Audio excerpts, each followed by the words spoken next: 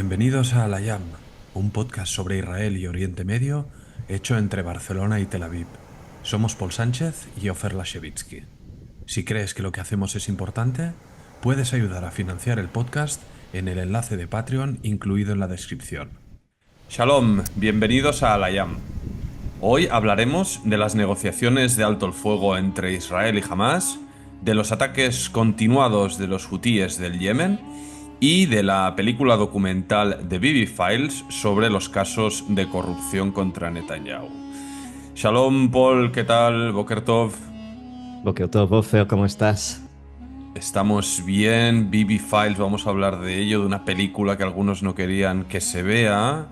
Bueno, Pero típico permíteme, sospechoso. antes de arrancar con nuestros contenidos de hoy, un mensaje de recuerdo que quisiera mandar, que quisiéramos mandar. El sábado pasado, un día después del día en que habitualmente grabamos el podcast, conocimos la triste noticia del fallecimiento de Isaac Andik, reconocido empresario, propietario de la marca de ropa Mango y una figura de peso y muy respetada en la comunidad judía local, aquí en Barcelona, en España, una persona muy querida, admirada, respetada por todos, ¿no? Si nos fijamos en las palabras que salieron en medios de comunicación, pues de empresarios, políticos, gente cercana y afín a Andik, eran todo elogios.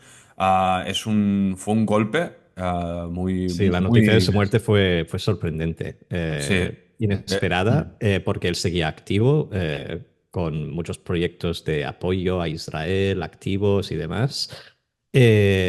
Y bueno, como tú decías, era una figura conocida en el mundo judío de Barcelona.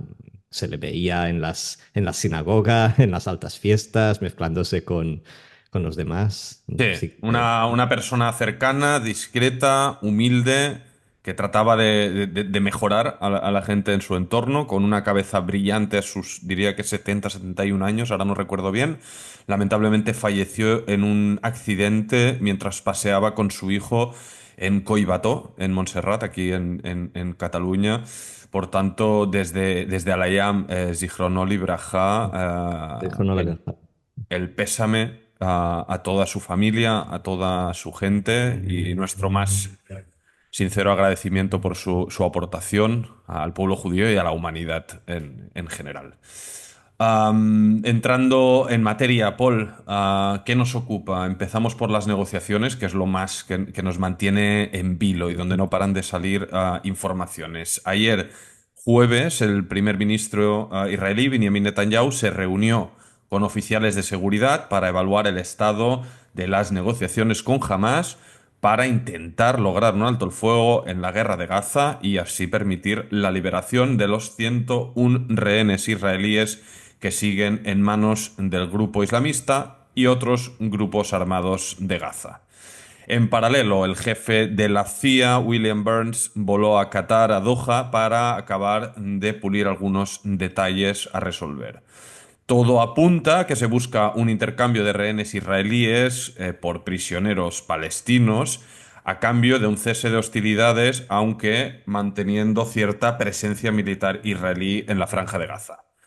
Desde el alto el fuego con Hezbollah en el Líbano, varias fuentes involucradas en las negociaciones dicen que Hamas está mostrando mucha más flexibilidad, con lo que se respira algo más de optimismo que en anteriores rondas negociadoras. Por su parte, Netanyahu ha reducido el número de personas involucradas en estas negociaciones secretas, excluyendo a sus miembros de coalición de extrema derecha, para evitar que esta vez saboteen el acuerdo. Se habla de optimismo, Paul.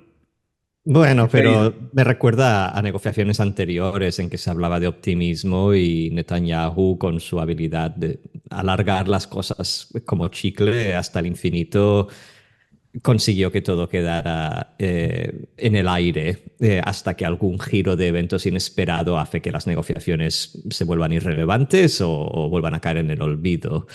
Al final, bueno, es que lo que voy a decir se podía aplicar a toda la guerra que hemos vivido este último. que 14 meses, las guerras en Israel siempre han sido rápidas. Las negociaciones siempre han tenido que ser rápidas. Porque en Oriente Medio una semana, 2 semanas es mucho tiempo. Los eventos se precipitan y como hemos visto estas últimas semanas con Siria, con el Líbano, todo está conectado y hay efectos dominos inesperados. Si no se resuelven las disputas de manera rápida y eficiente, básicamente es condenarla al fracaso y Netanyahu juega con eso. Pero bueno, no podemos meternos en la cabeza de Netanyahu tampoco. Realmente hay incentivos para firmar un alto el fuego ahora mismo con Hamas. Uno de peso siendo que se acerca la presidencia de Donald Trump. Eh, Él ya dijo que, bueno, por él, que le gustaría empezar su presidencia sin conflictos abiertos en Oriente Medio, así que el alto el fuego en el Líbano, la presión diplomática que llevó a que se firmara, muchos creen que se debe en gran parte a su inminencia. Y lo de Gaza parece seguir un patrón similar, pero con el añadido de que esta vez Hamas también tiene un interés mayor que en Aquí, negociaciones anteriores aquí quería en llegar firmar alto el yo. fuego porque está aislado. Ya no le quedan aliados. Aquí quería llegar yo, creo que estos son los... Ahora entraremos en los detalles de lo que se negocia, que no cambia mucho de lo que se ha negociado en el pasado y seguro que en algún capítulo nosotros hemos tratado, lo revisaremos, pero para mí estos son, Paul, los dos eventos diferenciales. Uno, la entrada de Trump en la Casa Blanca que mencionabas y esta exigencia de suya, sine qua non, de acabar las guerras. Y dos, el tema de Hamas. Hamas está, bueno, o sea, está totalmente debilitado, ¿no? Contra la espada y la pared. Y si bien antes también estaba debilitado militarmente tras meses y meses de guerra y prácticamente la destrucción de su aparato militar, antes tenía Hezbollah disparando diariamente, no solo al norte de Israel, sino que cuando la guerra se intensificó en septiembre-octubre, disparando hacia el centro de Israel casi diariamente. Tenías Irán con, ¿no? con sus famosos 2 ataques de misiles balísticos, tenías los hutíes, es decir, todos los frentes estaban calientes en contra de Israel, que ese era el sueño de Sinwar, ¿no? El poder aunar frentes y tratar de acabar con Israel, cosa que afortunadamente no han logrado y han fracasado en el intento. Por tanto, jamás ahora mismo carece prácticamente de estructura interna en Gaza, son como bolsas de milicianos separados y quién sabe con qué jerarquía interna a la hora de tomar decisiones y controlar, por ejemplo, la ayuda humanitaria o la coordinación sobre los rehenes, ¿no? Dónde están y cómo se deberían liberar. Es decir, hay muchas preguntas sin respuesta precisamente por esta falta de una estructura interna en Hamas y a su vez sobre Claro. también la probablemente inexistente ya puente de comunicación entre Hamas Gaza y Hamas Diáspora, que era una combinación fundamental en el proceder de Hamas durante todos estos años, ¿no? Una manera de coordinar sus políticas y sus acciones siempre iba de la mano de esta interlocución y a veces pugna entre los liderazgos internos y externos. Entonces, dado Y que con todo políticas esto... distintas también. O sea, el Hamas, digamos, de Qatar era siempre uno que se ocupaba más de relaciones internacionales y por tanto se presentaba como una voz más diplomática, más abierta a negociar, mientras que el Hamas en la Franja de Gaza se ocupaba más como de la política local, más en, digamos, el conflicto con Israel. Y ahora, bueno, como tú decías, ¿qué es Hamas ahora mismo? O sea, gran parte de su liderazgo ha sido eliminado. O sea, no solo está militarmente debilitado hasta el punto de ser menos que una guerrilla, sino que a nivel de liderazgo, ¿quiénes quedan? Quedan Khaled Mashal, queda Khalid Al-Haya y alguno más, pero son gente que siempre ha estado un poco en segundo plano y no estamos viendo un líder con capacidad todavía de aunar el movimiento, de darles una dirección. Parece que están un poco perdidos y creo que también deben tener cierto miedo a nombrar un nuevo líder viendo lo que ha pasado con los anteriores. Hay que recordar lo que pasó en el Líbano tras el asesinato de Hassan Nasrallah, el líder de Hezbollah. Se nombró un sustituto a la semana y al día siguiente también fue ejecutado por misil por Israel. Entonces, es posible que jamás esté, pues esto, intentando salvar el pellejo ahora con estas negociaciones. Las negociaciones que, por cierto, según tengo entendido, se están llevando un poco a dos bandas, por lo que decíamos. Ya no hay buena comunicación en absoluto entre el Hamas de Qatar, que vale la pena decir, han vuelto a Qatar, se han reconciliado.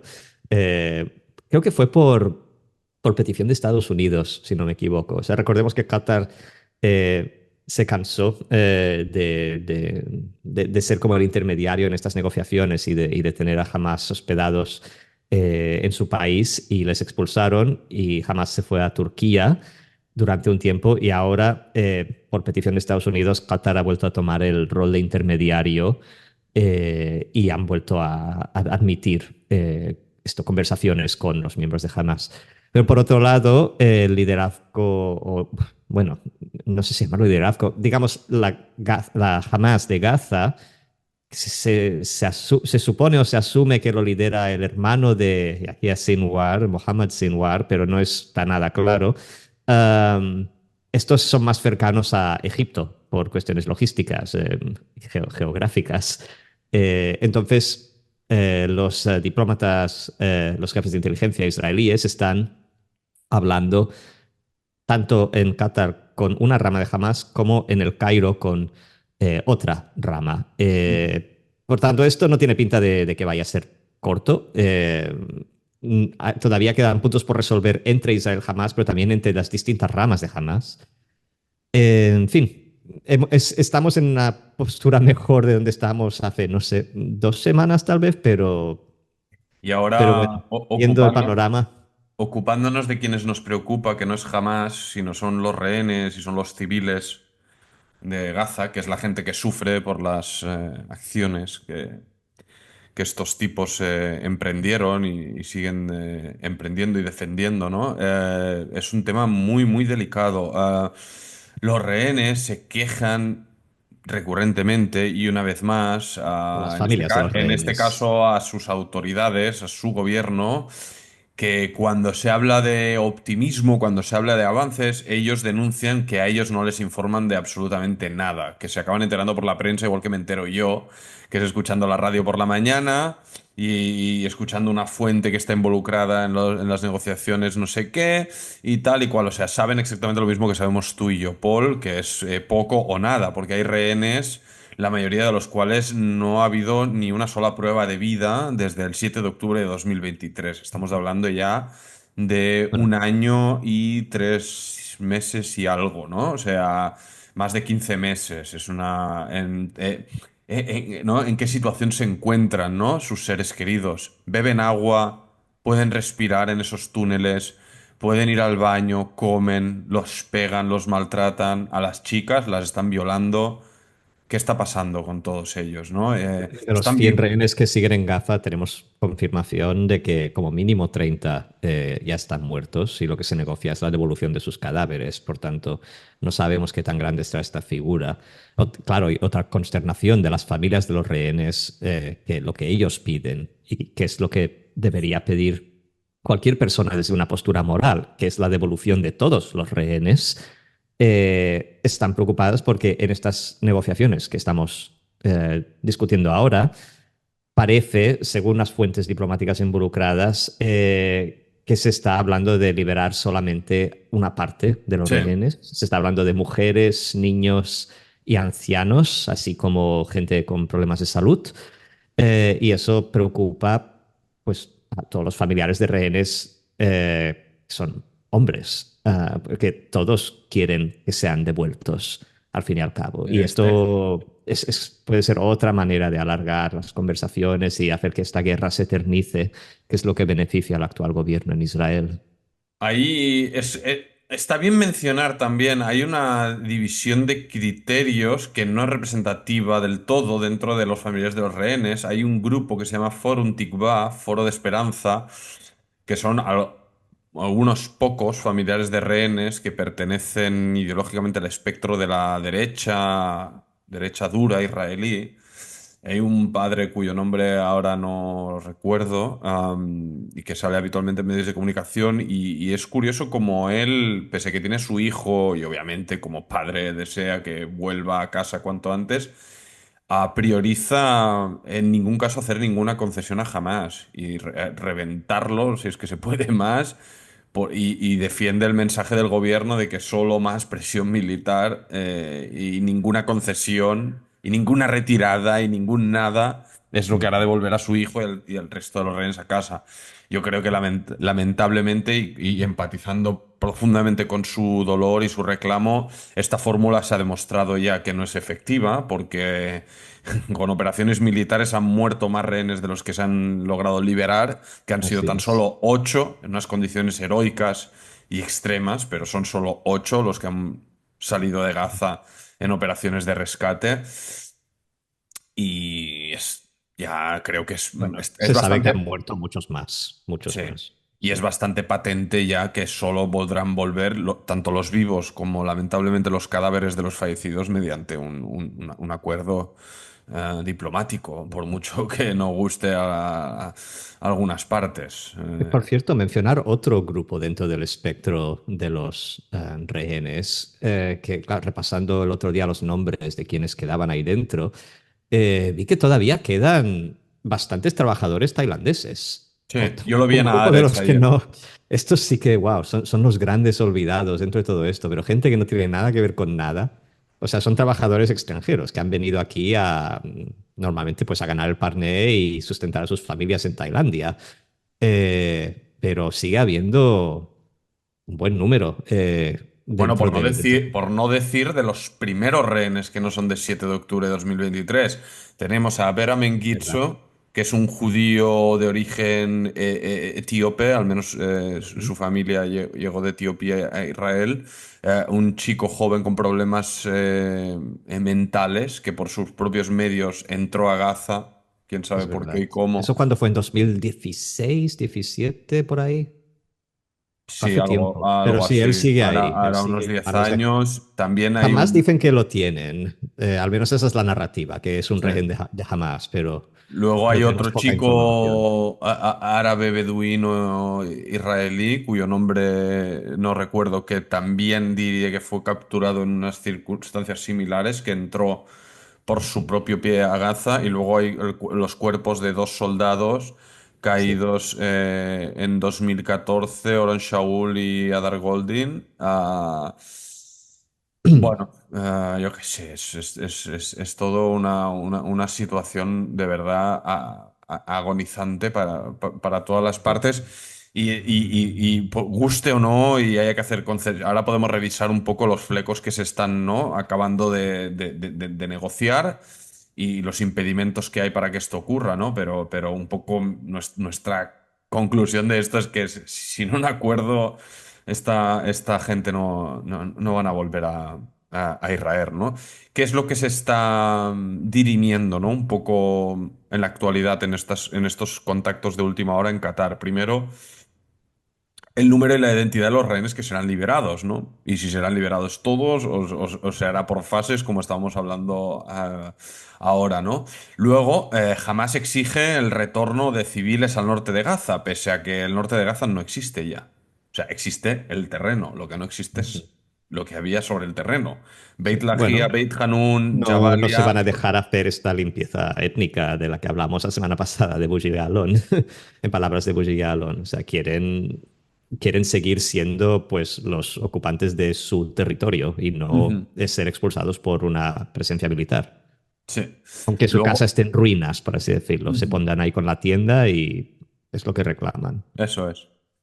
Luego, bueno, reclama Hamas a cambio liberar a prisioneros palestinos con penas de sangre e incluso cadenas perpetuas por acciones terroristas y haber matado a judíos, lo cual es un sapo muy difícil de tragar por la sociedad israelí, pero claro, comparado a seguir teniendo a adolescentes en túneles subterráneos en Gaza, ya me dirás tú, todas las salidas son malas, ¿no? Recordamos siempre aquí que Sinwar, Yahya Sinwar, el liquidado líder de Hamas en Gaza por parte de Israel, salió de la cárcel israelí en un acuerdo previo en 2011, donde más de 1.000 presos palestinos fueron liberados a cambio de libertad del soldado Gilad Shalit, capturado en Gaza también.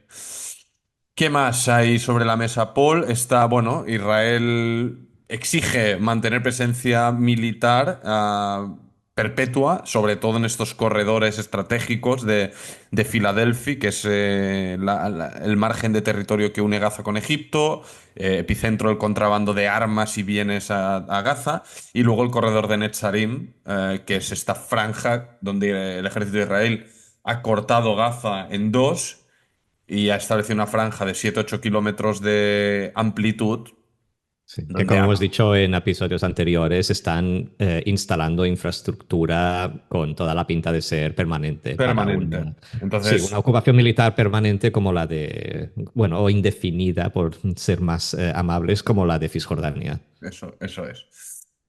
Bueno, Gaza jamás exige la retirada total, Netanyahu no quiere. Y sobre todo sus aliados Sí, bueno, eso es lo que vale la pena matizar. Netanyahu no quiere porque sus aliados de extrema derecha quieren volver a colonizar la Franja de Gaza, quieren reconstruir colonias y han sido muy claros a la hora de decir que si se retiran las tropas israelíes, si se hace un intercambio de todos los rehenes a cambio de un alto el fuego, desmontan la coalición y Netanyahu se quedará desamparado, no podrá volver a ser elegido o muy difícilmente lo podrá ser, tal y como están los sondeos ahora mismo, y quedará a la merced de los casos por corrupción que pesan sobre él, de los cuales hablaremos luego. Sí. Entonces, esta es la situación. Estos elementos extremos de la coalición son los que están dirigiendo el futuro del país y el destino de estos rehenes, así como de, bueno, los casi 2 millones de habitantes de la Franja de Gaza que siguen sin saber qué será de ellos. Eso es. Bueno, siguiente tema, Paul, que nos recuerda que todavía hay guerra, ¿no? Y que todavía queda algún enemigo por ahí en algún lugar de Oriente Medio que todavía es Todavía. capaz de mandar a los israelíes, incluso a los de Tel Aviv, a los refugios, ¿no?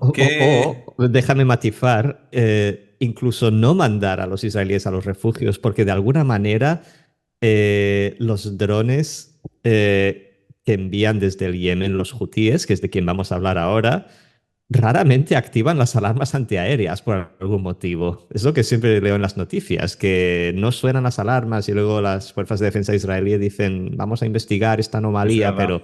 pero muchas anomalías han habido ya. O sea, Sí, sí, tienen drones bastante sigilosos. la semana pasada impactó un dron en Yavne ahí en un apartamento en un ático y no sonaron las alarmas. O Bestia. en las... Bueno, métenos en contexto y vamos a ver, intentar entender qué Sí, ocurre con esta gente. esto hemos pensado dedicar un segmento a los hutíes, esta fuerza tal vez menos conocida desde Occidente en el mapa de Oriente Medio, pero que sin embargo han sido muy importantes a lo largo de los últimos 10 años. Pero primero un poco de lo que está pasando en Israel. Ayer jueves, las fuerzas aéreas del ejército israelí llevaron a cabo una serie de bombardeos en posiciones militares estratégicas de los hutíes en la capital yemenita de Sanaa y una ciudad portuaria también controlada por los hutíes. Los hutíes son una fuerza rebelde armada que ha conquistado gran parte de las ciudades más importantes del país del Yemen, básicamente controlan gran parte del Yemen ahora mismo, como resultado de una guerra civil muy cruda, muy sangrienta, que lleva en marcha desde 2014 y que no ha hecho muchos titulares ni ha sido objeto de escrutinio ni crítica en Occidente, pero ha estado ahí y es una guerra civil francamente horrorosa, como lo son todos. A día de hoy creo que llevamos más de 160.000 muertos en esta guerra y hay unos 4 millones de desplazados. Entonces, este ataque del jueves ha sido el primer ataque israelí en la capital yemenita. Han habido anteriormente ataques israelíes sobre los puertos, principalmente de los hutíes, para para dañar sus cadenas de suministro y demás. Y coincidiendo con el ataque israelí, un misil disparado por los hutíes derrumbó una escuela en la ciudad israelí de Ramat Gan. El misil en cuestión había sido interceptado por el sistema de defensa aéreo Arrow, pero la cabeza armada del misil no se detonó en el aire, como suele ocurrir, y al aterrizar en la escuela estalló y derribó el edificio. Por suerte, la escuela estaba vacía y no hubo heridos. Mencionar que en los ataques israelíes en Sanaa, los hutíes informan de que hubieron nueve fallecidos. Entonces, al igual que Hezbollah y Hamas, los hutíes también son una fuerza proxy de Irán, reciben financiación y armamento del régimen de los ayatolás para actuar como fuerza proxy del régimen chiita contra Israel, contra Estados Unidos y las fuerzas de Occidente en general. En fin, menudo.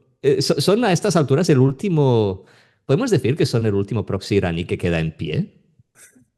Bueno, sí, en pie, o sea, existir existen, ¿no? Los proxies iraní, Hezbollah sigue existiendo, Hamas, sus milicias chiitas en Siria, no sé si se habrán retirado, o sea, siguen existiendo Y hay todo. otras en Irak también, hay algunas Y en en Irak, pero son Irak, más bien pequeñas. lo que sí está claro es que todas han estado gravemente afectadas, debilitadas o aniquiladas, y el último gran actor, obviamente, es Siria, el régimen de Bashar al-Assad, al que ya le hemos dedicado aquí espacio.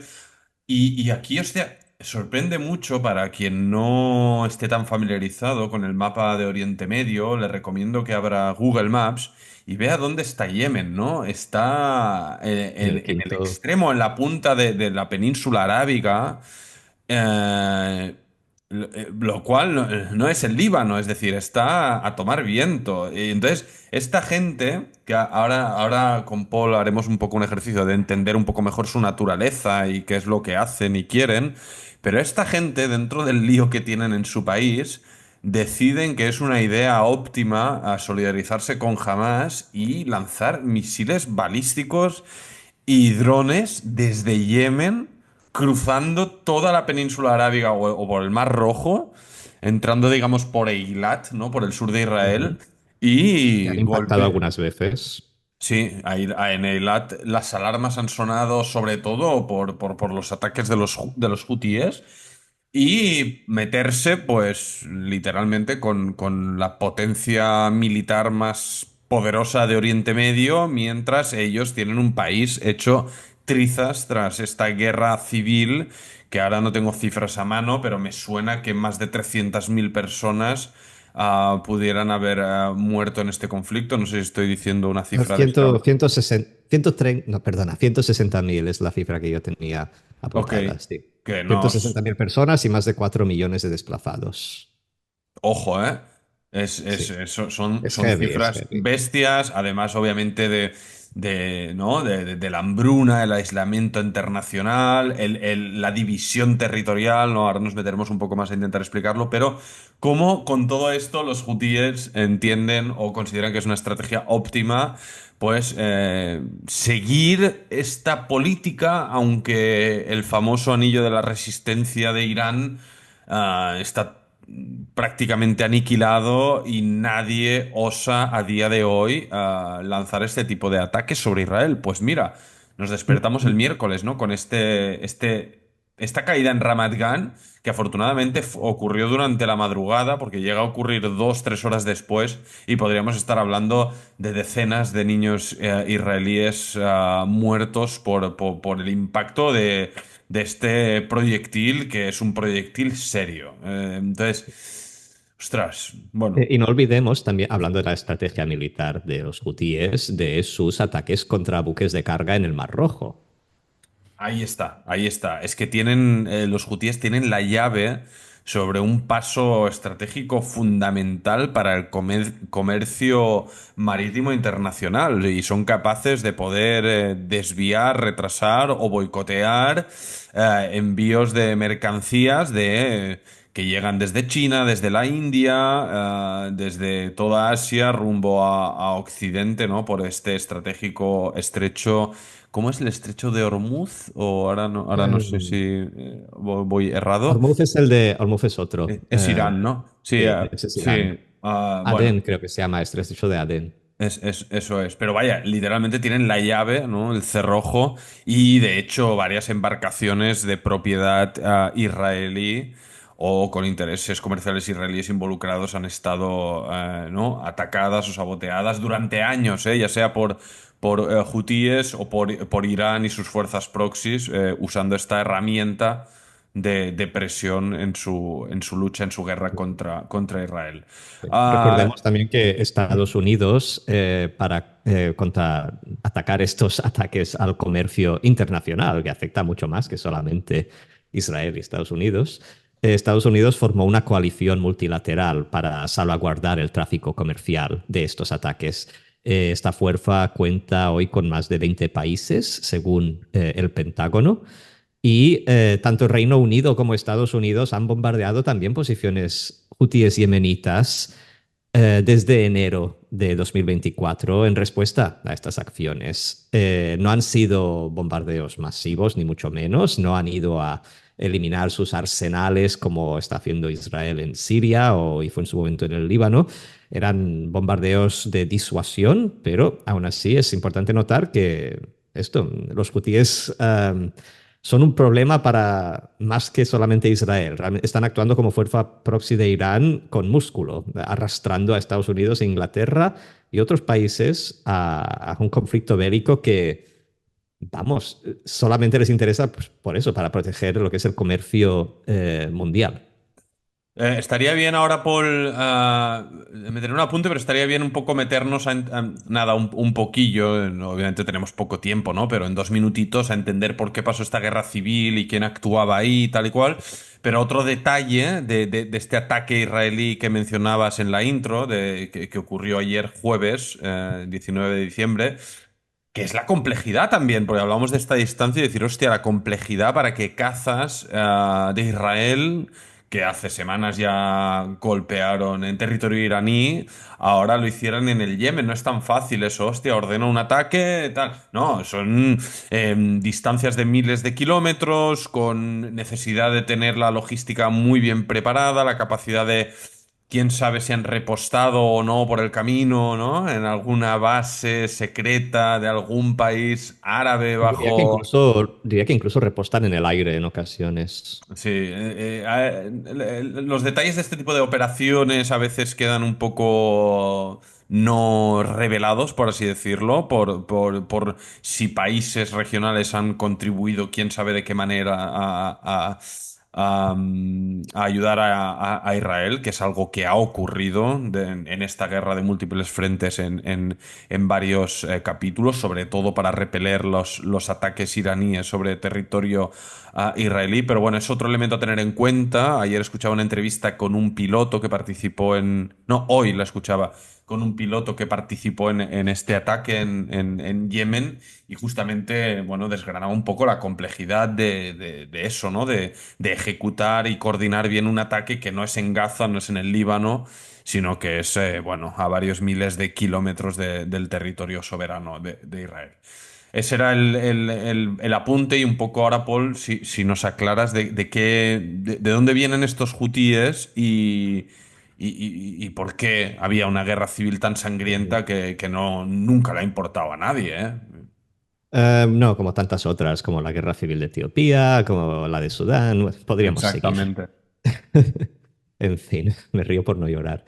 Sí. Am, la guerra civil del Yemen es importante porque se considera la primera guerra proxy entre Irán y Arabia Saudí, directamente. O sea, esto es una guerra civil entre dos partes de la población yemenita, pero cada una está financiada y armada por una superpotencia diferente. Entonces, la guerra civil, a ver, ahora está un poco en stand-by, aunque sigue activa, no hay una paz firmada, pero está en stand-by desde que Arabia Saudí dejó de dar apoyo a las fuerzas pro gobierno en 2022.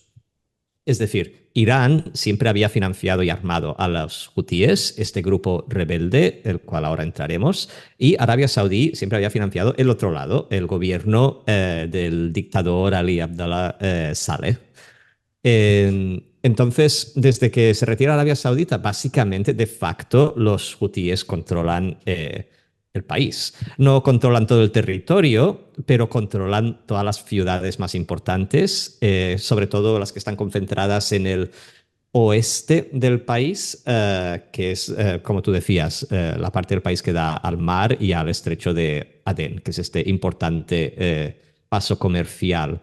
El resto del país es básicamente desierto. Hay alguna célula de Al-Qaeda por ahí perdida, pero a nivel estratégico, los hutíes controlan todas las partes más importantes y se puede decir que sí, aunque la guerra civil no ha terminado y como hemos visto en Siria, estas cosas se puede girar la tortilla de un día para otro, ahora mismo son la principal fuerza del país. Entonces, ¿quiénes son los hutíes? Pues representan la minoría chiita dentro de el Yemen. Yemen es un país de mayoría sunita, como la mayoría del Golfo Arábico, perdón, de la península arábica, pero son una rama curiosa dentro del chiismo. Son una rama que se llaman zaidíes, que dentro del chiismo se acercan más al sunismo, pero están como en un punto medio en que nadie los reclama como propios. O sea, los sunitas los ven como chiitas y los chiitas Ya, ven a me los acabo. zaidíes como sunitas, básicamente. O Que sea, no se equivoque el oyente con yazidíes, ¿no? Zaidíes, yazidíes, ¿no? sí, bueno, No es... es que hay tantos grupos y etnias y movimientos dentro de Oriente Medio que uno se pierde, pero sí, por entendernos entre nosotros vamos a referirnos a ellos como chiitas, que al final ayuda a entender mejor también el apoyo que reciben desde Irán, que recordemos es la principal fuerza chiita del mundo. Entonces, a lo largo de los años 2000, esta minoría, como el 30% del país, ya había atacado varias veces la dictadura de Ali Abdullah Saleh, pidiendo mayor autonomía en su región, así como protección contra incursiones proselitistas por parte de Arabia Saudita. Es decir, desde Arabia Saudí a menudo se enviaban misiones a convertirlos al sunismo. Y ellos, pues, digamos, su motivo por rebelarse, por oponerse al régimen, era una cuestión de protección y reivindicación de su identidad. En el contexto de la primavera árabe, consiguieron conquistar la capital de Sanaa, lo cual es llamativo, porque, vamos, imagina si la guerra civil siria hubiera comenzado con la captura de Damasco, ¿sabes? O sea, ya de buenas a primeras consiguieron conquistar la capital, eso fue en el año 2014, y durante unos años compartieron el poder con el dictador Saleh, pero en 2017 lo mataron, asesinaron al dictador y monopolizaron el poder y el Estado. Las fuerzas del gobierno entonces quedaron representadas por el presidente del país, Abdrabbuh Mansur Hadi, que se exilió y él ha estado dirigiendo la lucha contra los hutíes desde el exilio y ahí sigue a día de hoy, persona non grata en el Ujú. Yemen hutí. Entonces, para que nos hagamos una idea de qué pasa ahora en el Yemen, eh, básicamente se está convirtiendo en mini Irán, una Irán en miniatura. Los miércoles por la tarde, cada semana, los funcionarios, profesores universitarios y policías asisten a sesiones culturales donde juran lealtad al líder hutí, que se llama Hutí, lo cual es muy útil. Sí. Me gusta Y los me gusta el concepto sesión cultural, ¿eh? Sí, bueno, es muy china esto. Sí. Y los menos convincentes, la gente que no parecen estar convencidos por estas sesiones culturales, son enviados a campos de adoctrinamiento. No, Um, campos de reeducación. No te equivoques. reeducación, vale, No vale. te equivoques. Hay que educar correctamente a quienes no se adhieren a la doctrina Huti. Eso, hay que cuidar las formas. Pero bueno, los hutíes en la práctica ya se comportan como si hubieran ganado la guerra. Y esto en los territorios en los que controlan. han erigido un sistema de gobierno teocrático calcado al de los ayatolás en Irán. O sea, toda la imposición del velo, hacen marchas para... ¿Cuál es esta festividad chiita? El Ashura. Hacen Ujú. marchas de Ashura. Se ha convertido en mini Irán en medio de la... Bueno, esto, No. en la punta de Ah, la península arábica. ahora que mencionas esto, ¿no? El carácter Irán, en lo poco que puedo conocer yo, que es por lo que leo y veo, ¿no? Y a nivel visual, sí que lamento, sobre todo para quien más afecta, que es al pueblo palestino, es como han hecho históricamente, ¿no? Los dictadores árabes y musulmanes de la región, es el uso de la causa y la bandera palestina Ujú. como opio del pueblo, ¿no? Totalmente. Y lo veo, ¿no? En las grandes marchas de lealtad, ¿no? Al gobierno hutí, ¿no? Relucen siempre la bandera yemenita y la bandera de Palestina, ¿no? Lo cual, Sí, sí. Sí, evidentemente, sí, no han nos abrazado parece. la causa palestina como parte de su lucha. Evidentemente no nos parece mal la solidaridad genuina con el pueblo palestino, nosotros mismos la expresamos constantemente, pero no, no del modo ni del uso cínico que hacen este tipo de gobiernos teocráticos y autoritarios, que es, bueno, como Irán, ¿no? Ha hecho durante Ujú. décadas, ¿no? El uso cínico de la supuesta defensa de Al-Quds, de Jerusalén, de Palestina como opio para el pueblo o como para manera de tapar sus vergüenzas, su represión, sus regímenes tiranos y además, bueno, que Palestina, ¿no? Están apoyando una Palestina libre, igualitaria, con derechos para las mujeres, las minorías y sistemas democráticos o están alineándose con Hamas, que es lo que evidentemente hacen, ¿no? Mediante Ujú. esta solidaridad, entre comillas, en la lucha armada, que es al final alinearse al lado de, pues, ¿no? Una facción islamista, autoritaria, con una versión radicalizada del nacionalismo palestino, etcétera, ¿no? Eso es lo que uno puede ver, ¿no? Desde fuera y entender y ves los paralelismos con lo que históricamente, bueno, con lo que nosotros no vimos porque no habíamos nacido, ¿no? Con los grandes dictadores árabes como Nasser en Ujú. Egipto, Hafez el-Assad en Siria, Jordania en el pasado, ¿no? Que eran, ¿no? Se abanderaban como los supuestos defensores de Palestina, cosa que jamás sentían y jamás lograron hacer a la práctica. Y hoy día, pues lo vemos como con estas. Jordania. Es que Sí, sí, Jordania, que es. hay que ser cínicos, también uno de los grandes asesinos de palestinos. Bueno, bueno, o el más encarnizado probablemente de la historia, ¿no? Ujú. Pero Ujú. yo creo que Oriente Medio a día de hoy todavía se puede seguir aplicando la mayor de que hay que leer con mucha cautela lo que se dice y analizar más lo que se hace, ¿no? Porque al final, por ejemplo, Así es. los saudíes, ¿no? Los saudíes, ¿qué dicen en público ahora, ¿no? Israel toma esta franja de territorio en Siria, ¿no? De protección en la frontera para evitar futuros ataques de islamistas y tal. Y Arabia Saudí nominalmente lo condena y condena la agresión israelí, la ocupación de territorios y tal y cual.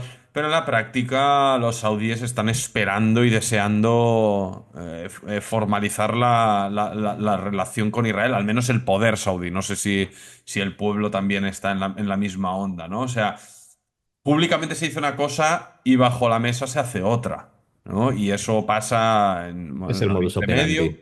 Sí, Israel también lo aplica, por supuesto, ¿no? Bueno, hay que ser muy cautelosos y saber leer ¿no? Entre bambalinas qué es lo que ocurre más allá de lo que se dice, ¿no? Hay que ver lo que se hace, los hechos. No sé, Paul, si tenemos algún detalle más de los hutis, si no pasaremos al Podemos pasar al último, tercer tema, sí. a nuestro último bloque tradicionalmente filosófico. Aquí hablaremos del gran filósofo. del pueblo judío, que es Benjamin Netanyahu, nuestro líder, ¿no? La semana pasada, coincidiendo con la primera vez que el primer ministro israelí, Benjamin Netanyahu, se presentó en la corte penal en Tel Aviv inicialmente para presentar testimonio, para presentar su defensa en los casos de corrupción que afronta, se estrenó la película, el documental de Bibi Files, que la traducción sería Los documentos de Bibi, ¿no? Algo así. Expediente Netanyahu la han llamado en Vale, español. Expediente Netanyahu, dirigida por el documentalista Alexis Bloom. Que por cierto está disponible para quien queráis verla aquí en España en la plataforma Filmin, que por cierto es muy recomendable.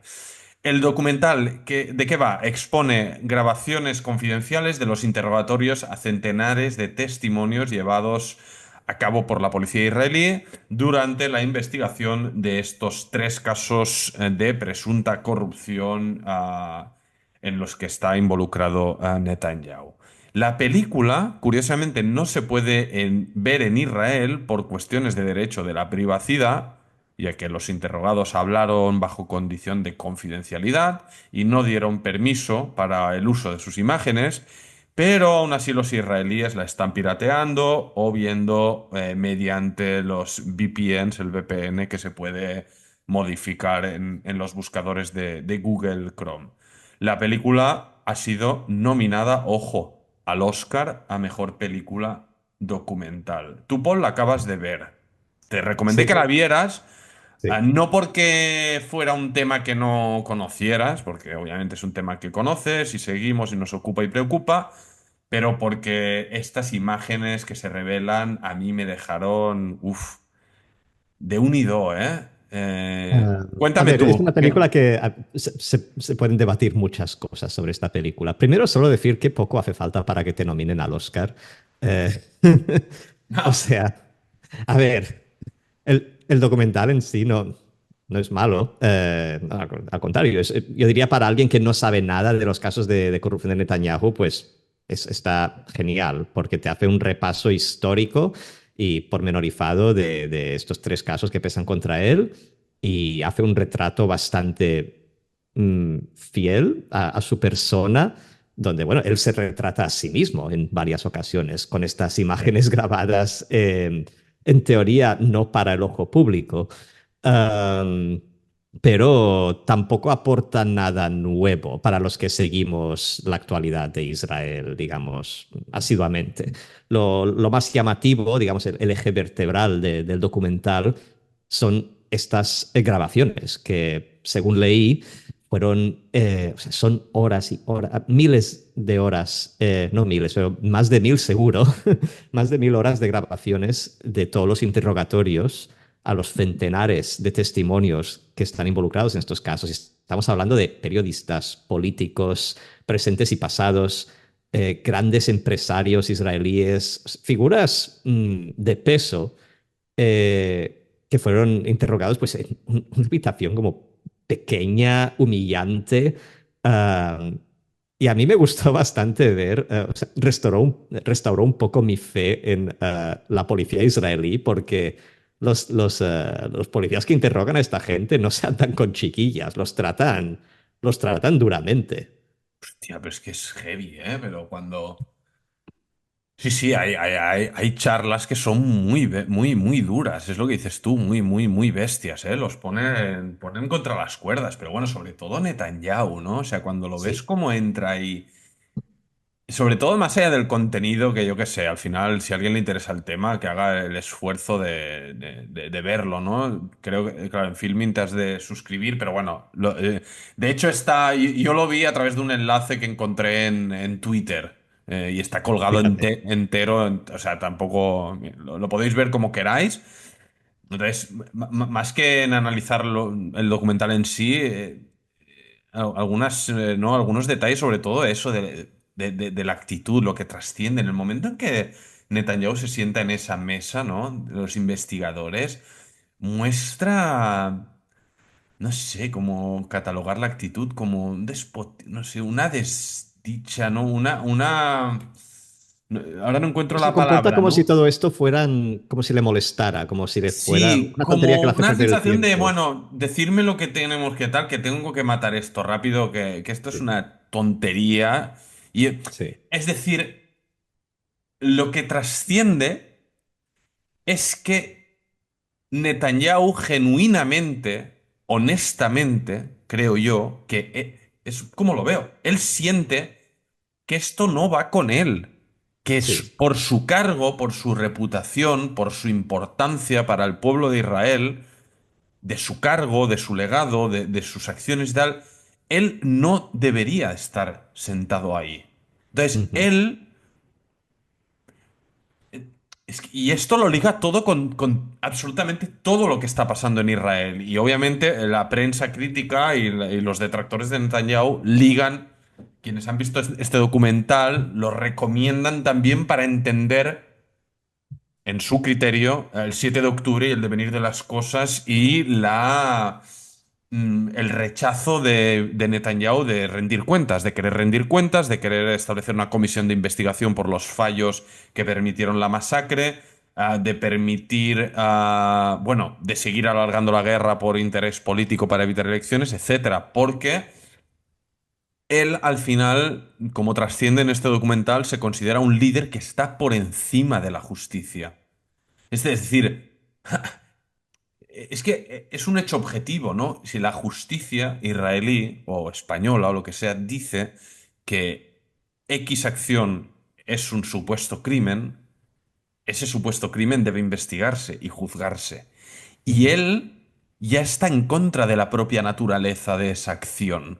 Bueno, y que la ley se aplica por igual a todos los ciudadanos y que un primer ministro es un ciudadano más ejerciendo un cargo público, trabajando para el público, pero él no lo ve así. Él cree que está por encima del público, o sea, Sí. por encima de la ley, ¿sabes? Esto en otros países lo tienen muy claro. Bueno, iba a decir Estados Unidos, pero ahora viene Trump, que es otro que tal. Pero el modelo en Estados Unidos, digamos, refuerza esta naturaleza, digamos, de ciudadano ejemplar, por así decirlo, del presidente. Pero no deja de ser un ciudadano.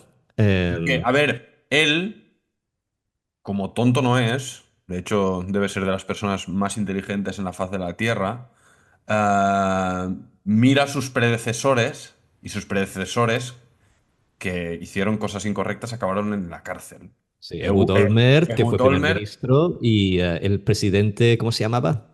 Moshe Katsav, Moshe Katsav, sí.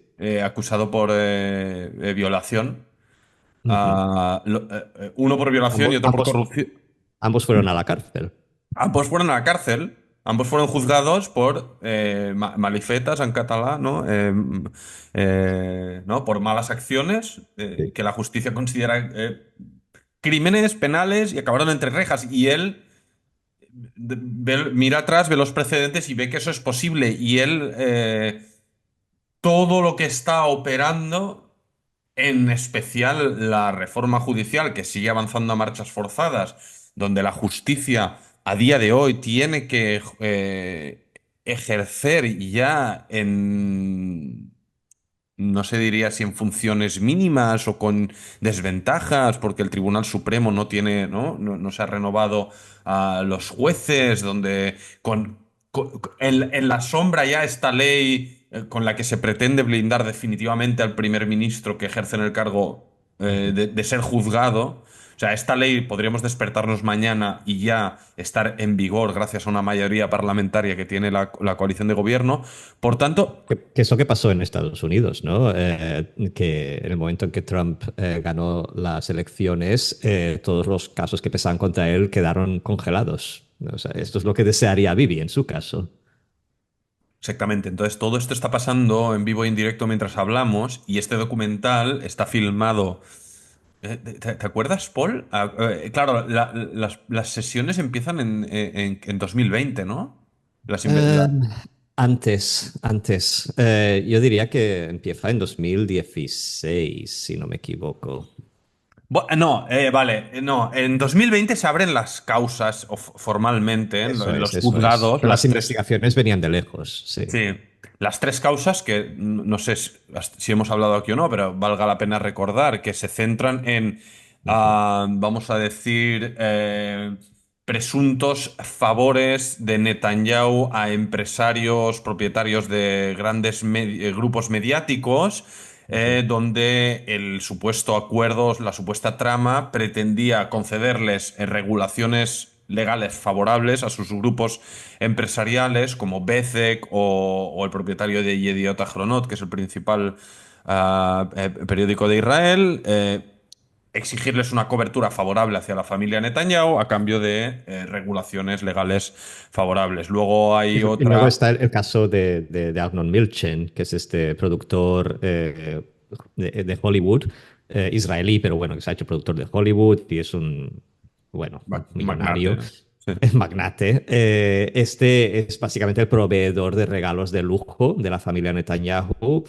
Y el caso que pesa contra él, contra Netanyahu, es que, al menos el argumento que hace la fiscalía, es que a cambio de recibir estos regalos, que son, estamos hablando de puros que valen 1.000 euros una caja de 10, botellas de champán de las más caras del mundo, eh, a cambio de recibir estos regalos que le proporciona Milchen, Netanyahu le ha ayudado políticamente cuando él lo necesita, como en el caso de la renovación de un visado que no le iban a conceder, cosas así.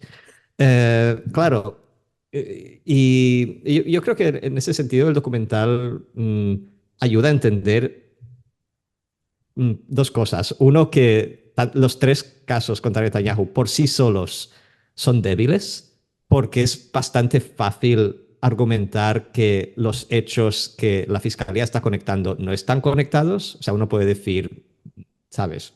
Si mi amigo me quiere hacer regalos y qué, o esto que hice yo lo hice, pero no lo hice por petición suya, era por otro interés. Yo creo que por eso la fiscalía ha fusionado los tres casos, porque empezó como tres casos separados y se acabó fusionando en uno solo.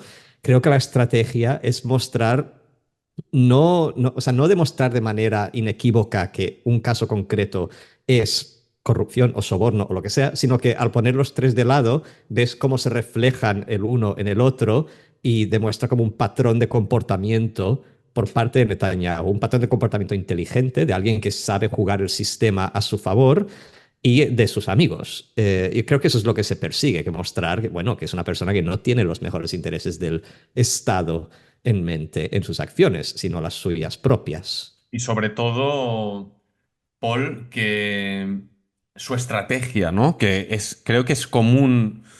A ver, no me he leído al detalle sus declaraciones de estos días, no me da la vida, pero intento ir siguiendo un poco los titulares de la prensa.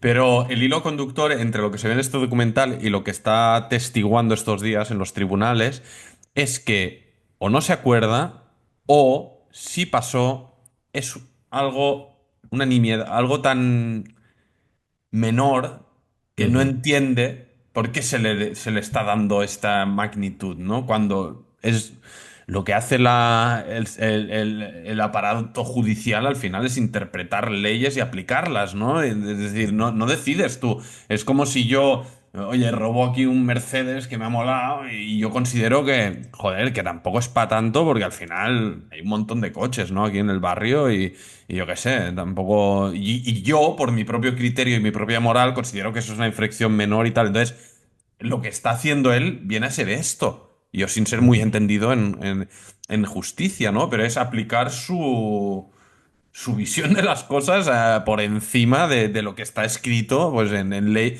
en este caso no en ninguna constitución, porque en Israel no hay constitución, pero no, las leyes básicas del Estado y la interpretación que hacen los magistrados de las leyes Ujú.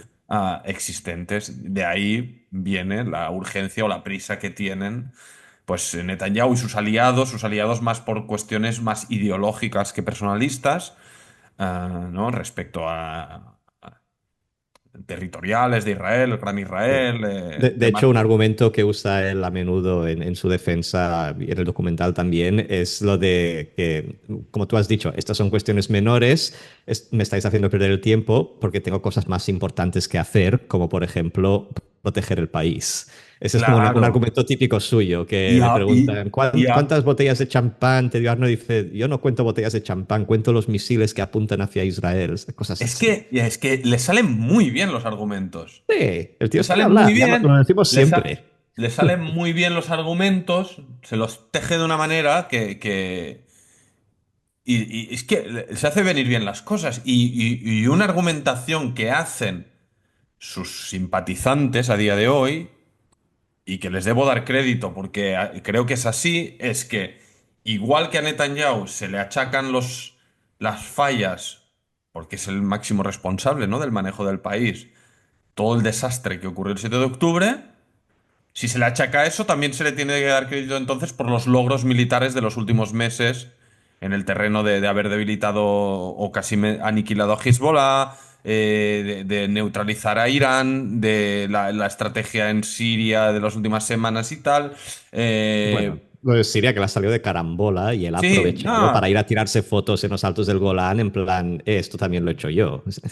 sí, sí, todo le viene bien, Claro. exacto, pero la historia es así y él la teje así y en parte creo yo que se le puede dar crédito si asumimos, como digo yo, que es el máximo responsable, lo es para lo malo y para lo bueno, ¿no? Hablando en plata. Y él, pues sí, el argumentario de estos días es decir, oye, me estáis haciendo aquí perder el tiempo por unos puros, cuando yo estoy liadísimo aquí en proteger a la nación judía en estos Ujú. tiempos existenciales, ¿no? Bueno, que cada Claro, cual pero por otro aquí. lado, esa es la gracia de, ¿cómo se llama en español? No, no due diligence. Bueno, la rendición de cuentas, que como decíamos antes, la ley se aplica por igual a todos y todos deben rendir cuentas y no hay excusas. Cuando te cita el magistrado tienes que ir. Sí, sí, Pero, ojalá pudiéramos hacer lo mismo nosotros, ¿eh? Hostia, Hacienda te está reclamando ese IRPF que no sé qué hiciste del segundo trimestre y dices, oye, que no, que yo ya he pagado suficientes impuestos, dejarme tranquilo. Que estoy muy ocupado grabando los podcasts de Alayam. exacto. En fin, no sé Bueno. si tenemos algún punto más, Paul, en BB Files Bueno, no, para. solo, a ver, como hemos dicho, ha sido nominada al Oscar, Vedla. Creo que no han habido más creo que no ha habido ninguna nominación a películas israelíes, pero sí que ha habido a palestinas. Ujú. Pero bueno, me da un poco de palo ahora hacer lecturas de las nominaciones de los Oscars, así que Sí, sí, sí, es sí. una cosa menor. Pero bueno, creo que la película realmente suscita un debate interesante, que es lo de la idoneidad de publicar este tipo de material confidencial. O sea, no deja de ser una movida. Vamos, estos interrogatorios, o sea, la gente, estas se abren canal ante los policías, se ponen histéricos, violentos. Vale la pena verlo por esto. O sea, ver cómo se comportan estos magnates, esta gente que cree que controla el mundo. Y bueno, seamos realistas, lo controlan cuando les pones contra la espada y la pared. O sea, el desdén, como tú decías, que tienen por la autoridad, por la Es muy justicia. bestia. Y, Son y cosas claro, únicas, ¿no? Que yo nunca sí. antes me había O sea, visto vale esto. la pena ver por eso, pero por otro lado, existe el argumento moral de si es, bueno, moralmente correcto publicar imágenes, esto de conversaciones grabadas en confidencialidad en el curso de una investigación que sigue desarrollándose. Es decir, esta película puede influir en la opinión pública y ya es el objetivo del director. Es una película política, quiere influir en la opinión pública. Pero esto también a su vez puede influir en las deliberaciones de los jueces que están viendo el caso. A ver, seguro que para Alexis Bloom, el equipo que está detrás, el Druckner, el periodista israelí, todos les encantaría ver a Bibi entre rejas y fuera, y fuera del gobierno. Eh, entonces, de alguna manera, es como que esta peli se pasa la ley por el forro de la misma manera que lo hace Netanyahu, como Es, luchar es, es fuego una, contra fuego, ¿sabes? es una peli muy israelí en toda su naturaleza. Totalmente, O sí, sí. sea, De primero lo tiramos y hago. luego hacemos preguntas, sí. Exacto, primero lo hago y luego ya si hay que pedir perdón se pide, pero pero al mal ya está fet, ¿no? Sí, sí, Exacto. Bueno, está vedla, claro. vedla. Eso, Recomendamos. eso es. Bueno, en definitiva, si queréis que sigamos hablando de BB Files, de hutíes, de Irán, de Israel, de Gaza, de nuestros queridos rehenes que vuelvan a casa, de todo esto, seguir apoyando a la IAM, compartir, suscribiros, aportar en nuestro Patreon, nos hará tremendamente felices y nos ayudará a comprar la jala para Shabbat. Y en definitiva, seguimos. Ostras, Paul, nos vienen las fiestas. Entonces, la semana que Es viene, ¿qué va verdad. a pasar con nuestra vida?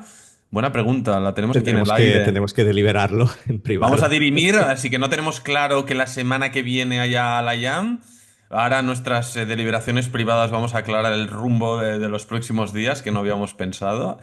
Sí. Y veremos y ya anunciaremos cuando saldrá el siguiente capítulo. Mientras tanto, Shabbat Shalom, Paul, y nos escuchamos en la próxima. Shabbat Shalom, Mafer.